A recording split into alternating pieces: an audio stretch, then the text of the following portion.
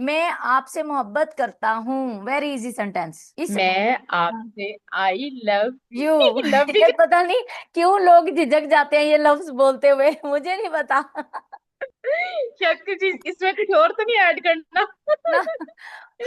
यार ये बच्चे अपनी मामा से पापा से बोल सकते हैं, आप अपनी बेटी से अपने हस्बैंड से बोल सकते हैं, तो व्हाट इज दैट? हाँ, बोल इसमें सकते कुछ हैं, हाँ बुरी कभी। बात है यार? मुझे ये समझाओ कि लोग इतनी नहीं झिझक महसूस क्यों करते हैं कि मैं उसको ना करता हूँ करती हूँ कि कोई और डूल डीड कर देंगे उसको। उसको वो सिंपल आई लव यू बोलेंगे नहीं सिंपल है। कि I love you, I love you एक और सिंपल वैसे सी चीज सिंपल, है। देखो ना, सिंपल चाहे रूटीन में सारा दिन बोलते हाँ, हो।